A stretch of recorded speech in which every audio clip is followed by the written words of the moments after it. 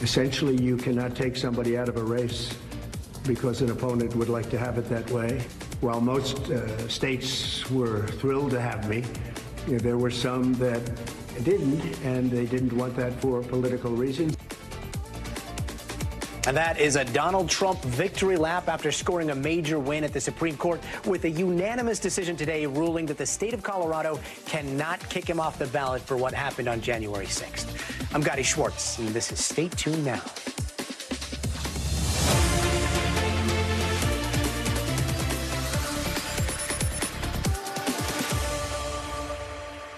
And today, the Supreme Court overturning Colorado's decision to remove Trump from the primary ballot over his role in January 6th. But today's decision also kind of sidestepped the big issue of whether Trump took part in an insurrection and instead ruled that this is a state power versus federal power issue and that Colorado just doesn't have the authority to remove federal candidates from a ballot. That's up to Congress.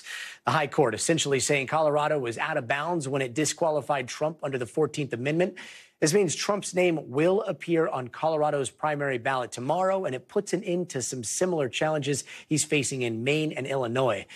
Now, even though the decision was unanimous, there was some disagreement over the limits to power, with liberal justices writing, quote, "The majority attempts to insulate all alleged insurrectionists from future challenges to their holding federal office." Colorado's Secretary of State agreeing with them. Here's what she said earlier. My larger reaction is disappointment. I do believe that states should be able, under our Constitution, to bar oath-breaking insurrectionists. And ultimately, this decision leaves open the door for Congress to act to pass authorizing legislation. But we know that Congress is a nearly non-functioning body. So ultimately, it will be up to the American voters to save our democracy. And NBC News correspondent Ken Delanian has more. Gadi, this decision was issued on a rushed schedule the day before the Super Tuesday primaries, and the court's message could not have been more clear. States do not have the power to remove a federal candidate from office on the grounds of the insurrection provision of the Constitution's 14th Amendment. This unsigned 13-page ruling said it would be chaotic, messy, and unfair to have individual states knocking out presidential candidates. And they said it would invite a partisan revenge cycle that would leave only a handful of states deciding on who becomes president. Now, the ruling did not address the issue of whether Mr. Trump engaged in insurrection, which is something the Colorado courts held that he did. Mr. Trump called the decision a big day for liberty, while Colorado officials and Trump critics expressed disappointment. Although the ruling was unanimous, the reasoning behind it was not. 3 liberal justices, joined by Amy Coney Barrett, wrote a concurring opinion saying that the majority went too far by arguing that only Congress could enforce the insurrection provision. The minority complained that that ruling foreclosed other avenues of enforcement, such as a federal lawsuit resulting in a finding that Mr. Trump committed insurrection. They said the majority inappropriately decided, quote, novel constitutional questions to insulate this court and petitioner, that means Trump, from future controversy. They also pointed out that other constitutional provisions about the presidency don't have federal laws to enforce them, including the 22nd Amendment, which limits a president to 2 terms. But the majority is the law of the land, and the question of whether Mr. Trump can be on the presidential ballot now is settled. Now we wait to see what the Supreme Court will do in another case that could affect the presidential election, the question of whether presidents are immune from prosecution. Mr. Trump's trial on charges of plotting to overturn the election is on hold until the court hears arguments in April and then issues a ruling probably in June. Gadi? Ken Delanian, thanks so much. And for drilling down a little bit deeper, let's go to NBC News legal analyst Danny Savalas, who joins us right now. Danny, okay, so what are the liberal justices saying here? It seems like they're complaining that parts of this go too far, but are they also saying that this protects Trump from other controversies too, or is that reading too far into this? Yes, boiled down, really all this opinion says is that the states cannot decide that someone's an insurrectionist and remove them from the ballot. Now, this is where the justices disagree. The liberal justices say that should have been period, end of sentence. And so does Justice Barrett, by the way, as well. They shouldn't have gone on to sort of theorize or just wax eloquently about who does have the power and the means of removing a candidate from the ballot. And because the general rule is the Supreme Court really should only decide an issue before it. It should try to narrow its ruling to the facts and to the laws before it and avoid sort of going out on a limb. And that's really what the liberal justices said. They said that by describing the situations that may apply by which the federal, let's say, legislature, Congress, whatever, can remove a ballot person from the ballot, they went too far. But the justices are unanimous that the states cannot remove a presidential candidate from the ballot. They just don't agree on hammering down the situations in which a candidate can be removed. And after this, when Trump seems to be shifting his focus to another issue the Supreme Court's going to hear, which is presidential immunity and whether Trump can be criminally prosecuted for his efforts to overturn the 2020 results. Here's him talking about that a little bit earlier today. Let's take a listen. And while we're on the subject, and another thing that will be coming up very soon will be immunity for a president, and not immunity for me, but for any president. If a president doesn't have full immunity, you really don't have a president, because nobody that is serving in that office will have the courage to make, in many cases, what would be the right decision, or it could be the wrong decision. It could be, in some cases, the wrong decision. So does Supreme Court, the ruling that we saw today, does it have any bearing or at least any hint as to what we could see in the immunity case soon? Zero. And you may find people to disagree with me, but I don't think these cases are even remotely related. And in fact, the Colorado case would go in favor of Trump was predictable back during oral arguments. Some of the strongest arguments for keeping Trump on the ballot came via questions from the liberal justices. After oral argument, there seemed to be little doubt, although you shouldn't read too much into oral argument, there seemed to be little doubt that Trump would remain on the ballot.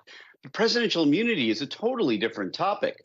The district court and the Court of Appeals both came down on the same side with well-reasoned opinions. Now, doubters may say, well, it's suspicious that the Supreme Court even took up immunity. Why else would they take it except to overturn it? But the court also says in their short order, the fact that we're taking this up doesn't mean we're expressing any specific opinion on this. So they may take it up simply because it's a case of monumental legal significance. I've said it several times.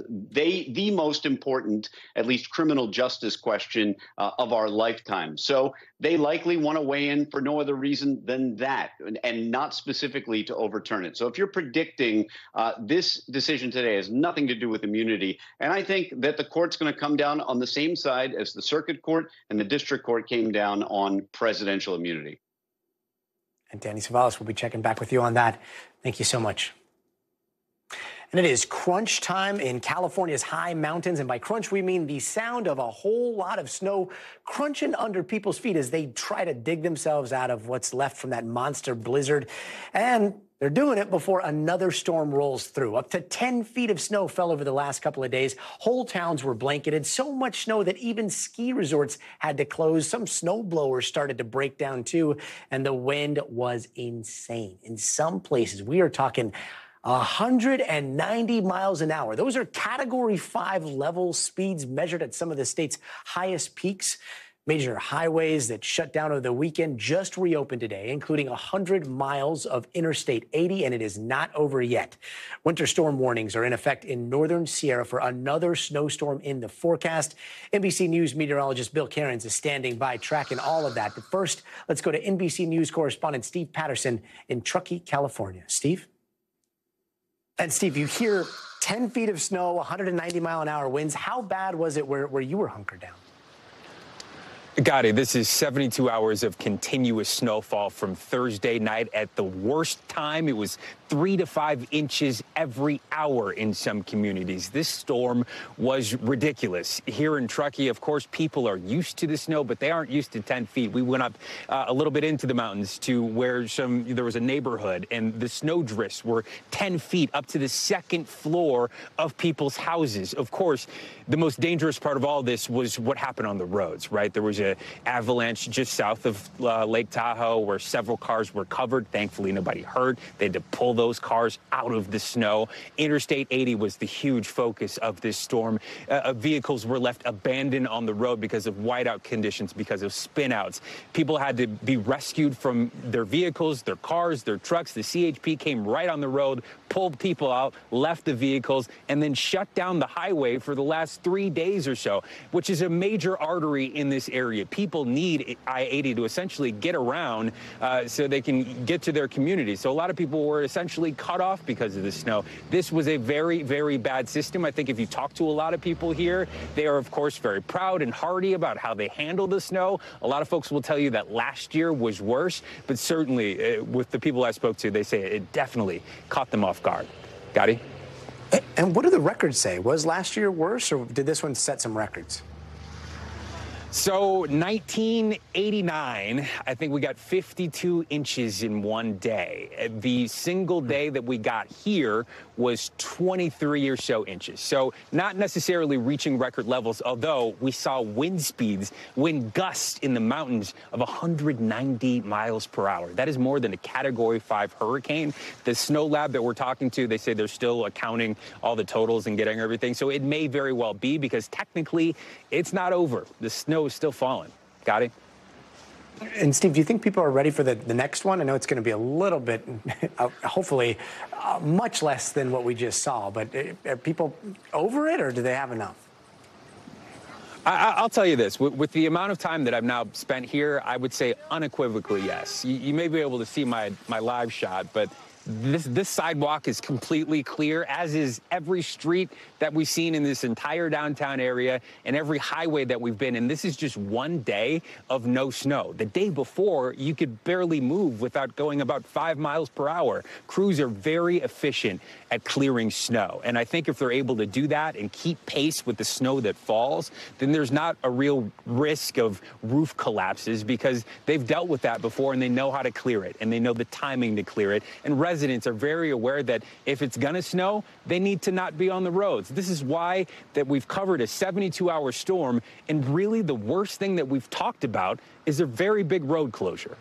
Gadi? Yeah, dodged a bullet on that one. Steve Patterson, I hope you're staying warm out there underneath all those layers. Thanks so much, brother. You got it.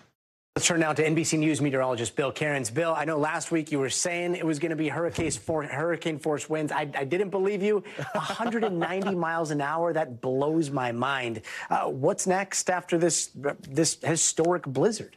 Yeah, it's crazy to think that we were like, okay, well, we're going to have a crazy, 100-mile-per-hour plus winds and 5 to 10 feet of snow. Everyone's like, yeah, right, it's going to be 10 feet of snow. It was 10 feet of snow. There's drifts like to 15 feet or higher. So we just got done with the blizzard earlier this morning. Was when we finally got a break. Everyone was digging out. Highway 50 got opened up. Interstate 80 got opened up. And now this next storm was already moving in. And yesterday it looked like this one could dump another 1 to 2 feet in the areas that are trying to recover. We were like, that's just, it's not fair. That's not nice. But this is now trending further to the north. So here's the totals from the big storm, the one we just finished with. It really went from, Thursday night all the way through this morning. And Sugar Bowl was the highest, 10.5 feet of snow, 126 inches. I can't even imagine. The biggest snowstorm I've ever been in was like 38 inches. I can't even picture what that would be like. And you mentioned that Palisades, Tahoe, they're the ones that reported the 192-mile-per-hour wind gust, and they measured 93 inches. And Gadi, I don't understand how you can measure snow in 150, 190-mile-per-hour winds anyway. So a lot of these totals, I'm not sure how they got these numbers, but regardless, it is an epic storm and a ton of snow.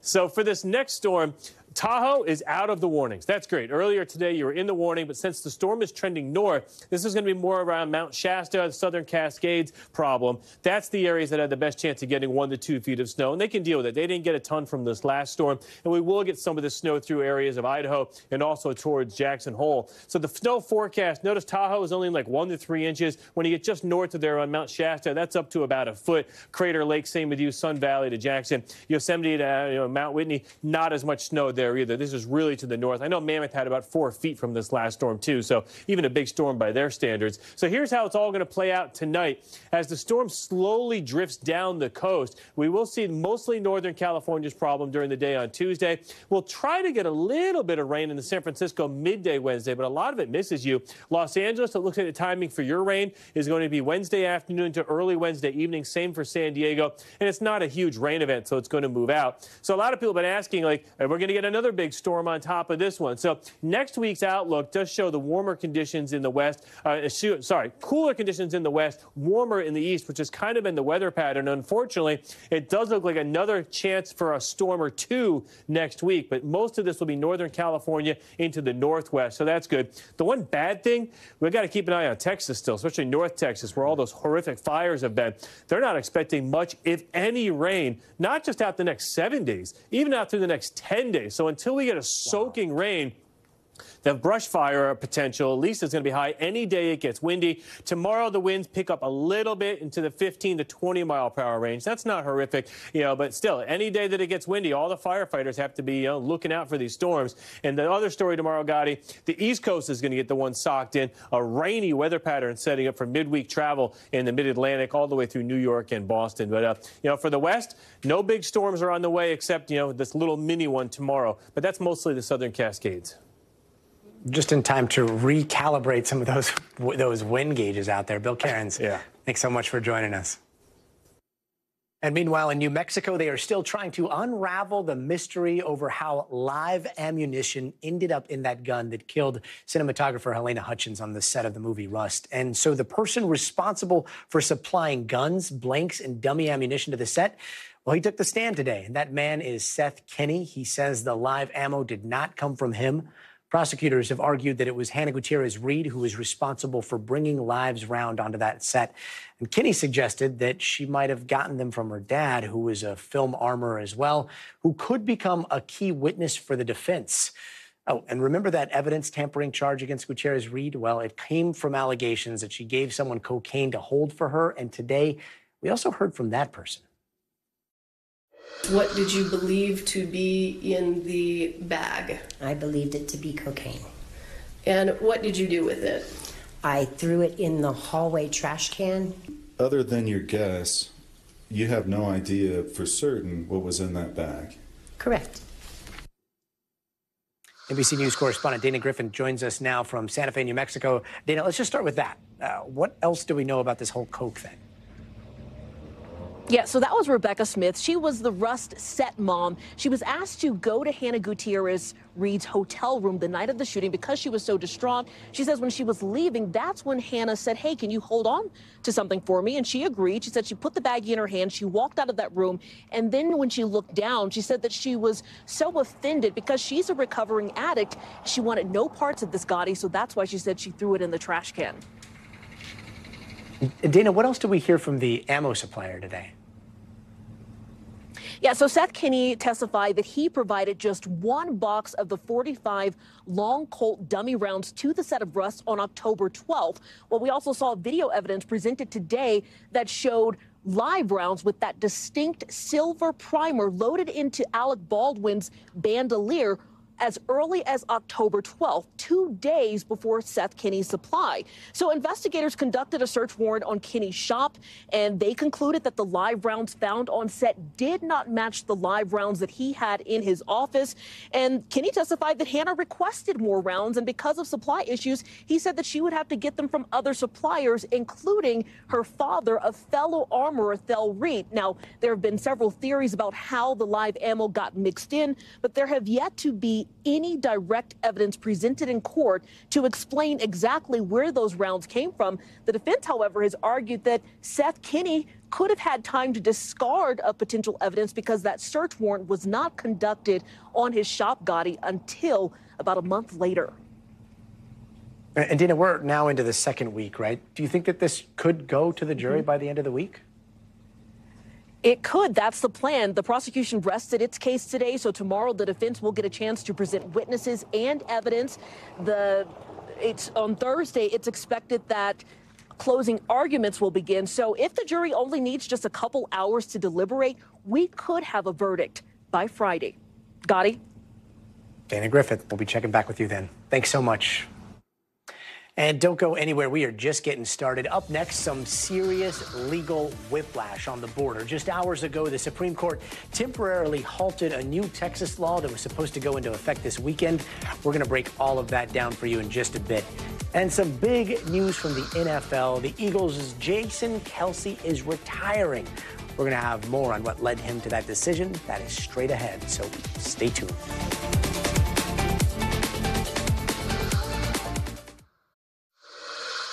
Hey, welcome back. And some breaking news tonight on that controversial immigration law in Texas. But first, here are some of the other headlines we're watching tonight. The Massachusetts airman accused of leaking secret documents on Discord just pled guilty. Jack Teixeira agreed to sit down with the Department of Defense and turn over any other documents he might have access to. And he's looking at between 11 and 17 years in prison. And Nikki Haley is finally on the board, winning her first Republican primary in Washington, D.C. Haley defeated Donald Trump, securing nearly 63% of the vote. And her victory comes on the eve of Super Tuesday, where 15 states are going to hold their own contests. And remember that billion-dollar merger deal between JetBlue and Spirit Airlines? Well, now it looks like it's off. Today, both airlines issued a joint statement saying the merger isn't going to happen, and it comes just weeks after a judge ruled the deal would reduce competition and might be bad for finding affordable flights. And Philadelphia Eagles center Jason Kelce is officially retiring from the NFL. In this emotional news conference earlier today, Kelce thanked his team, his fans, and family for their support. Spending his entire 13-season career with the Eagles, Kelce is a 7-time Pro Bowler, and he helped lead the team to their 2018 Super Bowl win. And while one legend is hanging up his jersey, another legend is breaking records. This weekend, Caitlin Clark became the all-time leading scorer in NCAA Division I history, scoring past the 3,667 points that was the old record set by LSU's Pete Maravich back in 1970. That is the perfect end to a record-setting season for Clark, who is now well on her way to the 2024 WNBA draft. And breaking tonight, the Supreme Court has just put a pause on a controversial immigration law that was about to go into effect in Texas. Now, SB 4 would let local cops arrest and jail migrants they suspect of crossing the border illegally. And up until a few hours ago, it was all set to take effect on March 10th. This morning, the Biden administration filed an emergency request asking the Supreme Court to step in. And late today, the Supreme Court did just that, extending the deadline 3 more days until March 13th, giving themselves just 9 days from now to figure out what to do. So let's bring in NBC News correspondent David Noriega to break this down. David, there have been so many twists and turns here. It's been upheld, and it was struck down, upheld. How did we get to where we are today? Yeah, a lot of that just in the space of the last couple of days. So Texas Governor Greg Abbott signs this bill in December, and it's supposed to take effect this weekend. This is a very far-reaching sort of state-level immigration bill, would be hugely consequential if it does, in fact, go into effect. Just a couple days ago, a federal district court judge blocks it while the sort of litigation on the merits of the law runs its course. Then just today, the Fifth Circuit Court of Appeals removes that block, allows the law to continue, the scheduled implementation of the law to continue this weekend. Then at the sort of last minute, Supreme Court Justice Samuel Alito, responding to a request from the federal government, says, no, we need a few more days. Not until Wednesday will this law take effect. And in the meantime, Texas needs to respond to the federal government's request to the Supreme Court to block this entirely. So, in terms of the merits of this, it's relatively complicated, but also not really. There's pretty clear precedent that immigration enforcement is the purview of the federal government. Laws that are comparable to this one have been struck down by the Supreme Court in the last, decade or so. At the same time, this is a different Supreme Court than we've had in the last decade or so, and we live in a time of surprises. And so I don't want to say anything could happen, but I'm not going to make any sure predictions. Let's put it that way. Just looking back at the past, SB 1070 out of Arizona, I mean, this is something that we saw happen there. No longer is the case, obviously. But let's say this does go through. Let's say the Supreme Court, gives this the stamp. What does that look like this weekend, and what does that look like next week? Yeah. The people I've spoken to on the ground who would in one way or another have to sort of contend with this law going into effect, lawyers and such, expect basically chaos. That's the word I keep hearing, right? This law, like I said, is very far-reaching. So it's already a misdemeanor under federal law to cross the border without authorization between ports of entry. This would make it a misdemeanor under state law, which would empower state law enforcement and state government to arrest and prosecute people for the crime of crossing the border, which up until now has been very clearly, again, in the purview of the federal government. It would also order state judges to issue what are sort of de facto deportation orders. So it would allow a state judge to order somebody returned back to Mexico, regardless of their nationality, regardless of whether they're Mexican or not. That question in particular, how it would be implemented, nobody knows. There are way more questions than answers because it's not a thing. Up until now, it has never been a thing for state law enforcement officials to deport people. That's always done by the federal government. So would they transfer people to the custody of Border Patrol or Customs and Border Protection to then return people to Mexico? Would the Mexican government even be willing to accept these people? Some Mexican officials have sort of criticized this law, so early indications are no. Way more questions than answers. Because there are so many more questions than answers, the general expectation is that this would be super chaotic. It also makes me think, when I think about all of this Abbott v. Biden immigration battle stuff that we've been seeing over the last few months, a lot of these things are designed to take place to sort of operate in the realm of politics rather than in the realm of actual policy that's implemented on the ground. I think this is a good example of that because nobody really knows what this would actually look like. And we don't know if we'll even have a chance to see that. Speaking of this Biden v. Abbott thing, we've got the State of the Union a little bit later this week. Do you think that we'll hear from the president on this particular issue? On the one hand, this is such an incredibly important issue, and it's so very present in the political discourse that I would be surprised if Biden didn't at least mention it. At the same time, the Biden administration is kind of on its back foot on immigration and the border. And, some reporting from some of our colleagues on some sort of sneak peeks of what we might expect to see in the State of the Union don't really mention immigration. It's actually more likely, I think, probably to be about areas where Biden feels stronger. Russia, Ukraine, characterizing Trump as a threat to democracy. So, to be determined. Again, I would be surprised if he didn't at least mention it because you look at polling, for example, people increasingly consider this an important problem that needs to be addressed urgently. It would be a little bit of a glaring omission for Biden to not at least, drop a reference or two. We should know in about 3 days.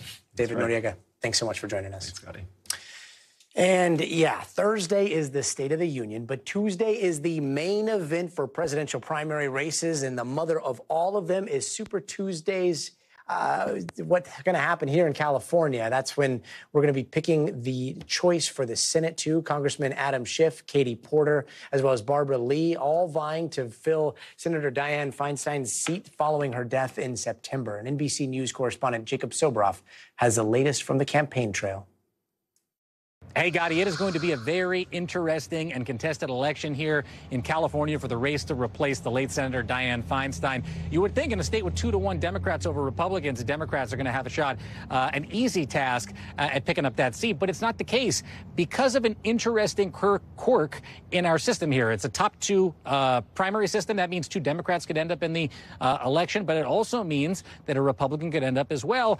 And Adam Schiff, the leading Democrat in this race, has spent mightily millions of dollars to propel Steve Garvey into the top 2 so he can face him in the runoff. He thinks he has a better chance of beating him should he face him in the runoff. It's something that Representative Katie Porter and Representative Barbara Lee both are upset about. Here's what they told me when I spoke to them earlier today. Well, let me just say that's a sinister kind of strategy. But for me, I'm running a campaign with my endorsers, Gen Z for Change, Dolores Huerta. We have 6 out of the 8 constitutional officers. We'll get the chance to talk to Adam Schiff later this evening, and I know again tomorrow when he votes in Burbank here in Southern California. Turnout is one of the things that might be affected by this spending on behalf of the Republicans by a Democratic candidate. Turnout's very low here today at this early voting location in San Fernando, even though Congresswoman Lee decided to come by and take a look for herself at what's going on. Republican turnout, Katie Porter warns, could go up because of the way that Adam Schiff is spending in this race.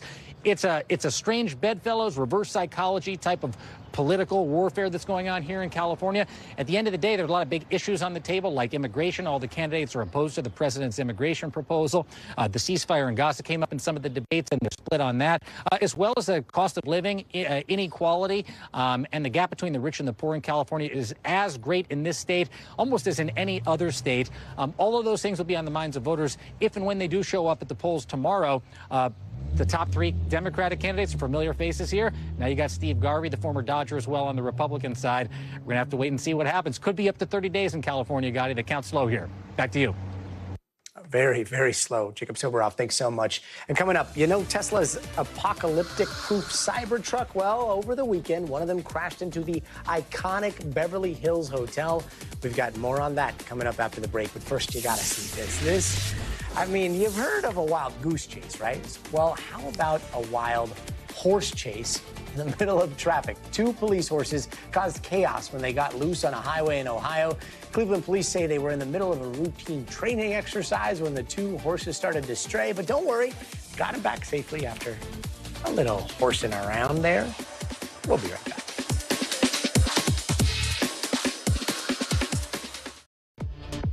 Hey, welcome back, and here's some of the stories we're following out here in the West. Police say masked gunmen shot and killed 4 people at a birthday party and left 3 others hurt. Now, this happened last night in Central California, and police say the suspects hopped out of a silver car and opened fire on a group of people standing in the yard. An investigation is underway. But here's a true Hollywood story. A Tesla Cybertruck crashed into the iconic Beverly Hills Hotel in Los Angeles last night. Now, there's a whole lot of confusion when it comes to who was driving, but the truck's whole triangle vibe, it seems still intact there. The left wheel, not so much. Elon Musk posted on X that, quote, Cyber Beast is faster than the Porsche 911 and that maybe a valet wasn't expecting so much acceleration. The company that operates that hotel says, though, that no employee or valet was involved. And the world's most famous dog sled race is back. Alaska's annual Iditarod kicked off over the weekend in Anchorage, Alaska. Those snow-loving canines are taking on a grueling 1,000-mile test of endurance through the wilderness, all streamed online, and a winner will be crowned sometime next week. And now to Texas, where firefighters are still trying to contain the largest wildfire in state history, while at the same time battling new fires that keep popping up. NBC's Morgan Chesky has the latest. In Texas, frustration over more than 1 million scorched acres, only matching fatigue from another firefight. Flames charging the town of Sanford late Sunday, where crews fought a familiar battle. Some pulled from fires elsewhere to make sure this community stayed whole. We're not used to the conditions having lined up like they did this week with the high winds and the low humidity for such a long event. It was all just lined up to be the perfect storm. Burn scars now visible from space. These satellite images showing the city of Fritch before the wildfires. Now, blackened earth. Authorities say the cause of the fire is under investigation, but a new lawsuit alleges Xcel Energy, a utility company, is to blame for the smokehouse fire. The suit stating a wooden pole Xcel Energy failed to properly inspect snapped off at its base, adding powered utility lines hit the ground, igniting a fire. Xcel tells NBC News they are cooperating with the ongoing investigation. Back in hard-hit Canadian Texas, the loss of land and livestock crushing. Ranchers shipping out surviving cattle or trucking in hay until they can find a temporary home for the herd. We're going to have lost probably 200 to 250 head. I've spent the last 15 years building this cow herd up, and you can lose it overnight. And tonight, with this more than million-acre blaze just 15% contained, firefighters finally getting help from a cold front. But everyone's hoping for rain, forecast later this week. Here's hoping. Morgan Chesky, thanks so much. And now to an NBC News investigation at the southern border, which has become ground zero for fentanyl trafficking. Border agents are using new technology to scan cars and trucks crossing the border to find drugs hidden in all kinds of places. But our investigation found that millions of dollars worth of these scanners are not being used at all. NBC News reporter Julia Ainsley has the story. Gadi, I've just returned from Nogales, Arizona. That's the place that Customs and Border Protection calls ground zero in the fight against fentanyl.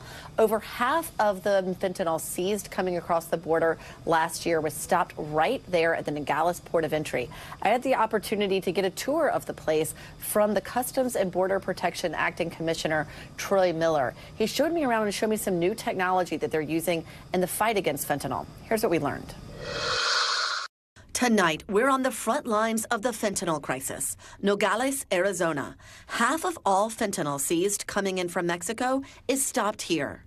But critics say the Biden administration is not doing enough. With fentanyl overdoses now the leading cause of death for Americans aged 18 to 45. Acting CBP Commissioner Troy Miller tells us virtually all fentanyl is brought across in vehicles. It's driven by men, women, young, old, U.S. citizens, Mexican citizens. And he tells us border agents have begun using a new technology to identify fentanyl hidden in vehicles. We watch as officers first question drivers and inspect cars. Then they may be referred for a scan.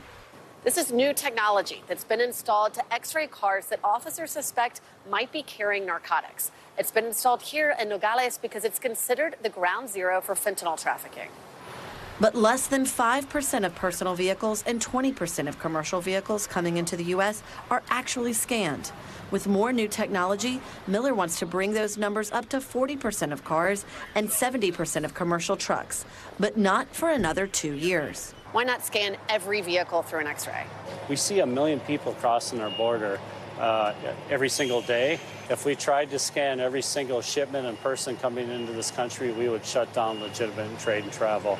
And tonight, we've learned millions of dollars of taxpayer-purchased fentanyl scanners are sitting in warehouses, unused. We need approximately $300 million for civil works to actually put the technology in the ground. And it's money you've already spent, but it's sitting there. Is that frustrating for you? Very frustrating. It's extremely frustrating. But in Tucson, Teresa Guerrero is demanding authorities do much more. Every year, enough fentanyl is trafficked into the U.S. to kill every American. I think the border needs to be closed, to be honest with you, because we're a superhighway. I mean, look how close, you saw how close today that we are. And they're just pouring in. This is, I believe, our last picture together. Guerrero lost her son Jacob 4 years ago when cocaine he ingested was secretly laced with fentanyl. She says Jacob was athletic, a free spirit, and always ready to help his friends. If only, you always ask those questions. But I don't want another parent to have to say, if only. And Gadi, tonight the Biden administration is asking Congress for more funding so they can start using those currently unused scanners. But Republicans in Congress have so far denied the request for supplemental funding because they don't want to give any more money to the Biden border policies that they say are letting too many migrants enter the country undocumented. Gadi. Julia Ainsley, thanks so much for that report. And it has been almost 10 years to the day since one of the world's biggest mysteries in aviation. We are talking about March 8th, 2014, Malaysia Flight 370, dropping off the radar shortly after taking off from China, then basically disappearing from the face of the earth. Officials think it crashed somewhere in the Indian Ocean with 239 people on board. And now there's a new effort to find that plane. NBC senior correspondent Tom Costello has more. It was 10 years ago this week. One of the world's great aviation mysteries began on March 8th, 2014. Still no emergency transmitter signal, no sign of wreckage. Malaysia Airlines Flight 370, a red-eye from Kuala Lumpur to Beijing, seemed routine. Malaysian 370, contact Ho Chi Minh 120.9. Good night. Good night, Malaysian 370. But something went terribly wrong. Radar and satellite data suggest a plane made a sudden U-turn, flew back over Malaysia, cut north, then apparently turned south, disappearing somewhere in the southern Indian Ocean, an extremely difficult place to search. NBC's Keir Simmons spent weeks in the search zone. There's no sign of Flight 370. This is an area with very few people, very few ships. It is just a very, very remote part of our world. Now the American company Ocean Infinity is proposing a new search, with the Malaysian government signaling support. I'm very, very confident that the government of Malaysia and the cabinet will approve such proposal. Ocean Infinity already conducted a months-long search for the plane in 2018, but came up empty, though pieces of the wreckage have washed ashore on Reunion Island, thousands of miles from the search zone, and further west off the coast of Africa. It has no step on it, as is written on many aircraft wings. Talk of a new search comes as many of the MH370 family members gather to honor their loved ones ahead of the 10-year mark. Families really want closure to this. One of those family members, Sarah Bachik, who lost her boyfriend, Philip Wood. It's a real travesty what happened. She's since married and runs a resort in Panama. While she has doubts about whether another search will happen, she remains hopeful. They owe it to the world, they owe it to the family members to find out what happened. Tom Costello, NBC News. Tom, thank you. And coming up, France is now the only country in the world where abortion rights are specifically protected in their constitution. We'll have more on that groundbreaking amendment and some other headlines you need to know about from around the world in just a minute. Stay tuned. Hey, welcome back. Let's take a quick look around the world. Parts of Haiti are under curfew tonight as violence has exploded over the weekend. Armed gangs stormed two of the biggest prisons there, allowing thousands of inmates to escape. At least 9 people have been killed since last week, and gangs are stepping up attacks on police stations and even the country's airport. 3 men have been arrested in India, accused of gang raping a Spanish tourist and repeatedly beating her husband. A total of 7 men are accused of carrying out the brutal assault last Friday, and police say they're still searching for the remaining suspects. And lawmakers in China are gathering this week in what is considered the country's largest political event. Now, this kicks off tomorrow with around 3,000 delegates. The event could answer mounting questions about how China plans to strengthen their economy, especially in the face of economic uncertainty and rising tensions with the U.S. And it looks like thousands of doctors in South Korea will have their medical licenses suspended. The South Korean government began the process of doing so today after doctors did not meet their deadline to end the strike. Nearly 10,000 doctors have been striking for 2 weeks to protest a government decision to increase the number of medical school admissions. And the Biden administration is trying to turn up the pressure on Israel to agree to a ceasefire in Gaza as the U.S. military starts airdropping food over that war-torn strip. And NBC News international correspondent Raf Sanchez has more. We are now 150 days into this war, and with the humanitarian crisis in Gaza deepening by the hour, Vice President Kamala Harris today meeting at the White House with a senior member of Israel's war cabinet, reiterating U.S. calls for an immediate ceasefire in Gaza. This comes a day after the vice president delivered some of the toughest criticism the administration has leveled at Israel so far in this war. She called the situation in Gaza a humanitarian catastrophe and said Israel needed to immediately allow in more aid for Palestinian civilians. No excuses, she said. Now, this comes after the U.S. dropped some 38,000 ready meals into Gaza by parachute from military aircraft. It's the first of what the U.S. says will be several aid drops into the Strip, and comes as the UN warns that about a quarter of the population of Gaza is facing famine at this point. But aid groups say that these drops are really not adequate to the scale of the challenge in Gaza. They say what the U.S. really needs to be doing is pressuring Israel to open up new crossings to get food in by land. Palestinians are saying that they don't need aid dropped from the sky. What they do need is the U.S. to put pressure on Israel to stop the bombing, something Israel says it will not do until Hamas is destroyed. Meanwhile, ceasefire negotiations are continuing in Cairo. But an Israeli official tells me one of the major obstacles at this stage is that Hamas is refusing to provide a list of which hostages are still alive. This also comes as the UN issuing a new report saying evidence indicates that Hamas fighters committed rape at least 3 locations during the October 7th attack, and says there is clear and convincing information that some hostages in Gaza have been subjected to sexual violence while in captivity. Back to you. Raf Sanchez, thanks so much. And France has done something that no other country in the history of the world has done, which is make abortion a constitutional right. NBC's Josh Letterman tells us the story of how it happened. This is a historic move that makes France the first and only country in the world to enshrine abortion rights, not just in law, not just in statute, but in its constitution. And it's the first time in years that France has actually amended its constitution.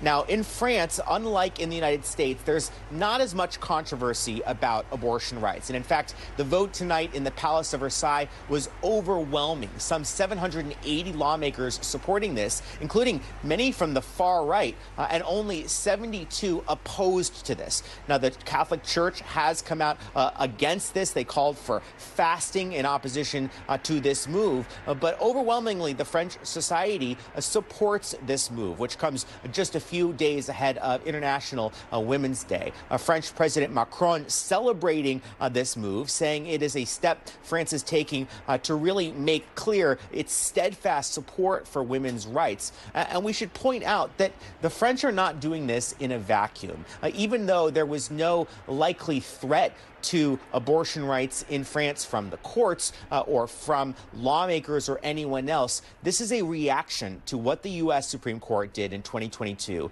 in overturning Roe versus Wade. In the wake of that Supreme Court decision, we saw a number of French lawmakers coming out, making clear that they wanted to stand not only opposed to that decision, but to signal that women's rights are not something to simply be legislated, debated over time, or potentially reversed, something that they wanted to make clear was a fundamental right, and now putting it in the French Constitution. Josh Letterman, thanks so much. And before we go, it is time for the future of everything. And police in Rhode Island are using a new phone app to help save lives. We're going to tell you why you might want to download this one, so stay tuned.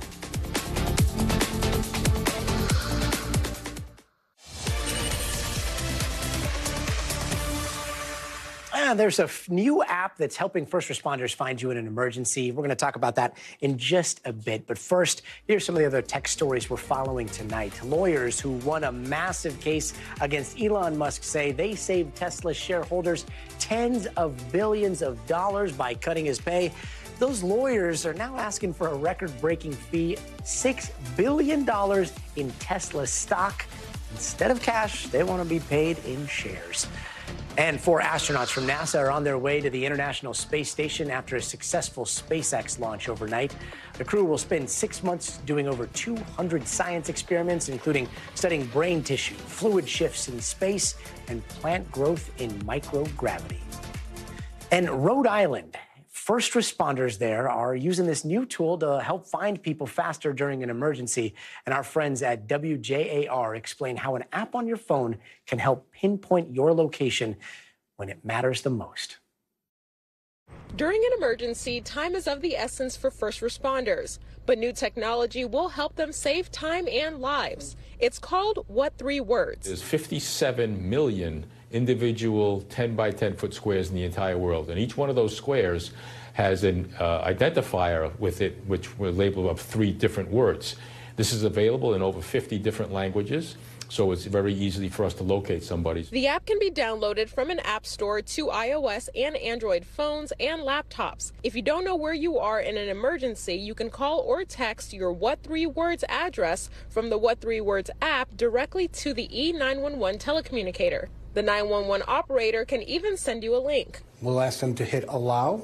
The app will then give 3 words. The 3 words are holiday, dot, pitiful, dot, situates. The 911 operator punches in those words, and boom, the person's location appears on their screen. This technology will assist lost hikers or someone who doesn't speak English as long as they have a phone. Those car accidents that might be out in the Forster, the Gloucester, those areas where people might not know exactly where they are, We'll be able to use this technology to get the first responders' hands on a patient even quicker. And this doesn't work just on land. Someone was stranded in a boat and they didn't really know where they were, and they were not very familiar with the latitude and longitude like the Navy uses. They can send us a text message or a call, and we will text them a link to the What 3 Words app. Iceberg. Fascinating. Timmy Tope Adelea, thank you so much for that. And finally tonight, some good news for women-led businesses. They actually raised more money in 2023 than the year before. And our one female founder credits her success to the support of other women investors and leaders. CNBC's Sharon Epperson has the story.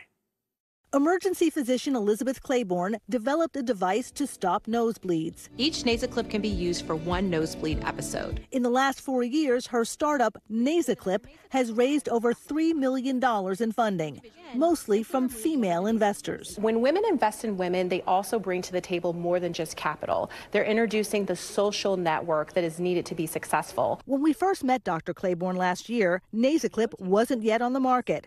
Now the product is for sale and bringing in revenues. I don't think I would have actually got off the ground at all if I had not been, believed in really early on by my fellow, female investors. One of her backers is Portfolia, a woman-led venture capital firm with investments in over 140 companies. It's all about putting our money behind the companies that will enhance our lives and provide us those returns. The Portfolia platform creates and manages 16 venture funds aimed at women investors. We have about $25 trillion of wealth in the U.S., and we're approaching 50% of all wealth being owned by women in the U.S. today. And that wealth is power if we use it. Investors in Portfolia funds must be accredited with $200,000 a year in income or $1 million in net worth minus a home. The minimum investment in a Portfolia fund is $10,000, and each fund invests in 10 to 12 companies. So we let them dip their toe in and basically give it a try and see what venture investing is all about. And investors have a stake in startups that have the potential to generate significant value, not just in dollars, but also in women's lives. Sharon Epperson, thanks so much for that report. And that does it for us tonight. I'm Gadi Schwartz. We'll see you here tomorrow. But until then, stay tuned now.